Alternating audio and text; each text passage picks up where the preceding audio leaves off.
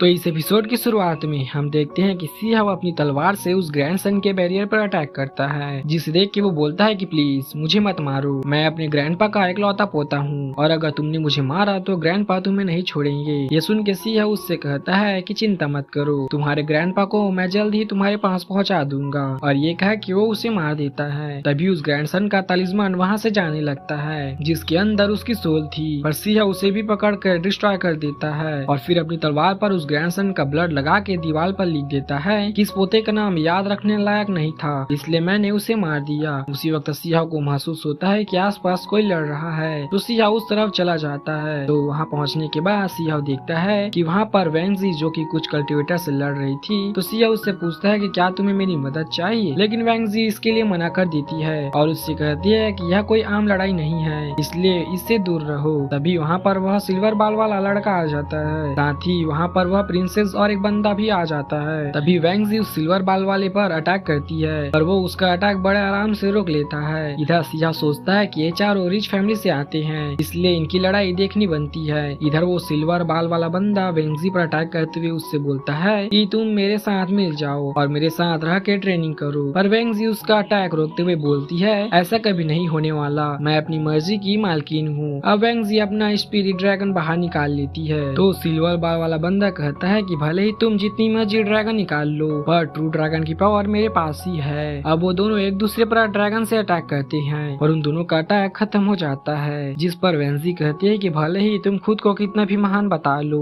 पर तुम कुछ नहीं हो। इधर वह प्रिंसेस और वो फोर्थ वाला बंदा लड़ रहे होते हैं। ये सब देख के सियाह बोलता है कि इन सब की स्ट्रेंथ काफी ज्यादा है, पर ऐसा क्यों लग रहा है कि यह सब वेंजी को मारना चाहते हैं। इस तरफ अचानक से वो सिल्वर बाल वाला बंदा फोर्थ बंदे पर अटैक करता है, पर वो एक माउंटेन की मदद से उसके अटैक को रोक लेता है, जिसे देख के सियाह मन में बोलता है कि शायद मैं गलत था, यह लोग इस फोर्थ वाले बंदे को मारना चाहते हैं। तभी प्रिंसेस अपनी एक मैजिक से सिल्वर बाल वाले बंदे को कमजोर कर देती है। ये देख के वो बंदा बोलता है कि तुम तीनों मेरे अकेले के पीछे पड़ गए हो। अब यह बोल के वो वहाँ से भाग जाता है, तो वेंगजी उसके पीछे जाती है। यह देख के वो फोर्थ वाला बंदा वेंगजी को चारों तरफ से माउंटेन से घेर लेता है। तभी वो प्रिंसेस नाटक करते हुए बोलती है कि वेंगजी मैं तुम्हारी मदद करती हूँ। यह सुन के सियाह मन में बोलता है यह दोनों तो एक दुश्मन है, तो दोस्त कैसे बन गए। तभी यह प्रिंसेस एक अटैक करती है, जिससे वेंगजी और भी बुरी तरह से ट्रैप में फंस जाती है। तो यह देख के सियाह समझ जाता है कि वह बस उसकी एक चाल थी। उसी वक्त सियाह उस माउंटेन के बीच में जाके गॉडलियो की पावर की मदद से प्रिंसेस के ट्रैप को खत्म कर देता है और फिर उसके बाद वेंगजी को लेके वहाँ से भागने लगता है। तभी सारे ट्रैप से बाहर आने के बाद वेंगजी एक पोर्टल ओपन करती है, जिसकी मदद से वो दोनों वहाँ से निकल जाते हैं। इधर यह देख के प्रिंसेस को बहुत गुस्सा आता है। दूसरी तरफ सियाह वेंगजी से पूछता है कि तुम उस लड़ाई में क्यों लगी हुई थी। इस पर वेंगजी बोलती है कि अगर मैं भी उन्हें मारने की कोशिश ना करती तो हो सकता है फ्यूचर में वो लोग मुझे मार देते, और भले ही वो सिल्वर बाल वाला बंदा वहाँ से भाग गया था, पर मैं शायद उस फोर्थ वाले बंदे के साथ मिलके प्रिंसेस को खत्म कर सकती थी। उसी वक्त अचानक से आसपास के पहाड़ टूटने लगते हैं, क्योंकि वहाँ से एक बहुत बड़ा डीमन गुजर रहा था जिसका सर नहीं था। तो सियाह और वेंगजी तुरंत छुप जाते हैं, जिसके बाद वेंगजी बताती है कि यह एक डीमन है जो पहले मर चुका है,